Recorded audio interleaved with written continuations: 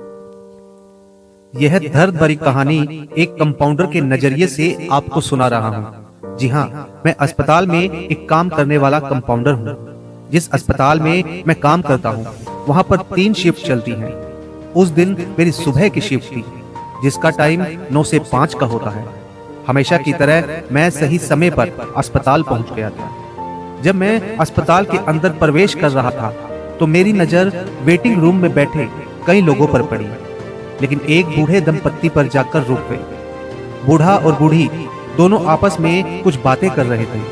बूढ़ा अपने हाथों में पीठ पीछे कुछ पेपर बूढ़ी से छिपाने का प्रयत्न कर रहा था। बूढ़ी उन पेपरों को बूढ़े से छीनने की कोशिश कर रही थी। बूढ़ी की आंखों में थोड़ी सी शरारत थी, वहीं बूढ़ा तकरीबन रोने को था और उसकी आंखों में आंसू साफ दिख रहे थे। बूढ़ा बोला, इन पेपर्स में कुछ भी नहीं है, खामखा क्यों इनके पीछे पड़ी गई। बूढ़ी ने जवाब दिया, आज तक कभी कोई बात मुझसे छुपा पाए हो मास्टर साहब? वैसे भी एक शिक्षक को झूठ नहीं बोलना चाहिए, तो दिखाओ मुझे पेपर्स। बूढ़ा फूट फूट कर रोने लगा और बोला, नर्मदा, कैंसर है तुम्हें। 1 महीने बाद इस दुनिया में अकेला छोड़कर मुझे चली जाओगी। ये रिटायर्ड मास्टर अपनी जिंदगी भर की कमाई देकर भी तुम्हें कैंसर की कीमत नहीं चुका पाएगा। बूढ़ा अपना सिर पीटते हुए बोला, तुम्हारे कैंसर की कीमत इस बूढ़े रिटायर्ड मास्टर की औकात से कई गुना बड़ी है नर्मदा। बूढ़ी अपने पति के आंसू पोंछते हुए बोली, तुम्हारी औकात बहुत बड़ी है मास्टर साहब, मुझसे पूछो। जीवन में तुमने मुझे क्या कुछ नहीं दिया है।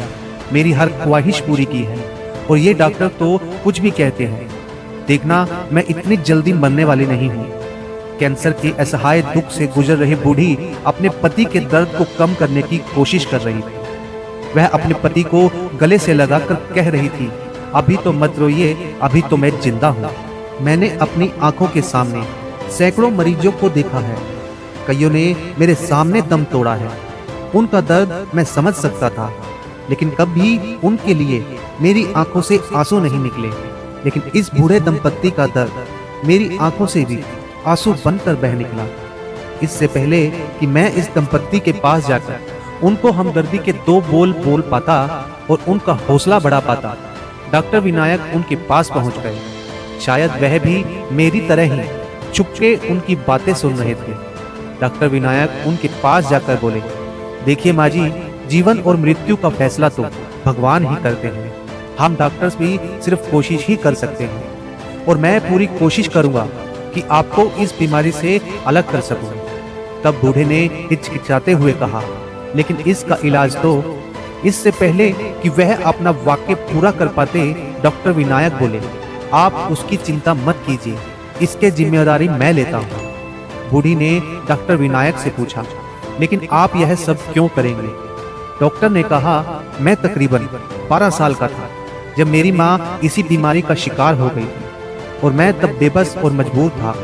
उन्हें बचाने के लिए मैं कुछ न कर सका।